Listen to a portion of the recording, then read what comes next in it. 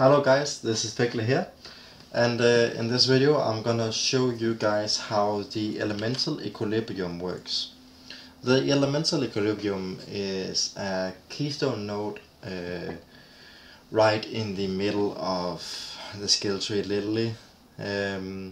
What it does is when enemies hit, they get temporarily 25% resistance to those elements you hit with. So let's say if you are playing like a fireball character and you take the elemental equilibrium and you hit an enemy with the fireball, the enemy will have 25% more resistance, but they also lose 50% resistance to the other elements. So that will say if I hit with a fireball, they gain 25% resist to fire, and they lose 50% resist to lightning and cold resistance. So why is elemental equilibrium important for explosive arrow, you're wondering? Because explosive arrow is 100% pure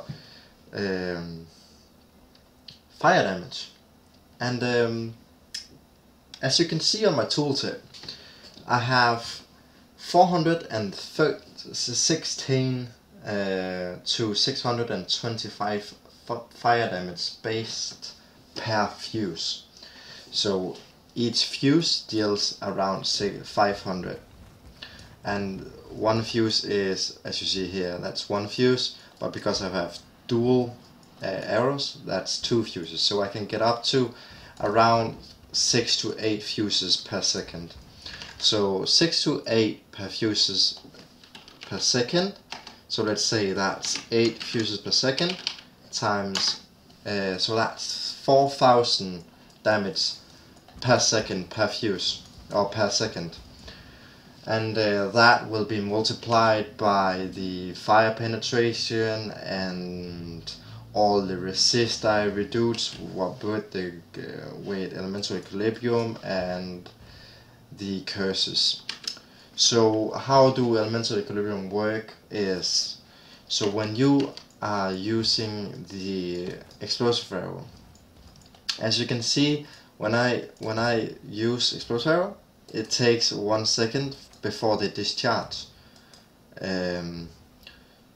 So the discharge hits with fire damage, pure fire damage, nothing else, unless you're using Herald of Thunder or Herald of Ice or whatsoever.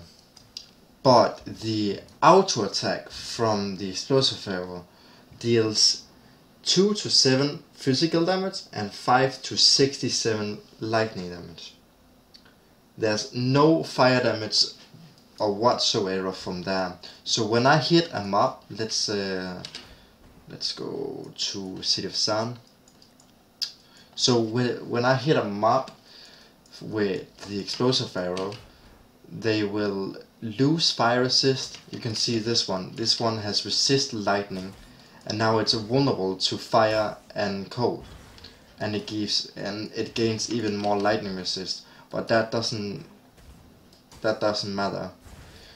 So if we say you don't hit the mob, so let's say these mobs out here, when they get hit by the explode, they will gain fire resistance, but that doesn't matter because they already got hit by the fire, so they don't take less burning damage from the elemental prolif. God damn it, my English right now.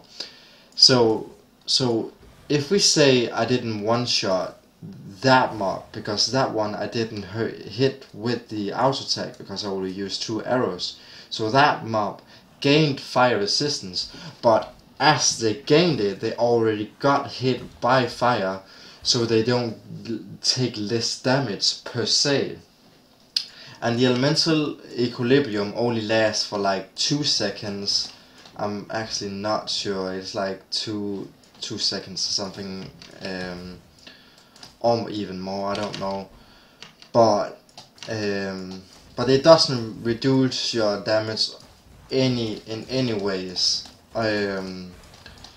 unless you really, if you're fighting dual bosses and you don't hit the dual boss on the same time with your EE, then the other boss might take less damage from fire if you keep it up like that.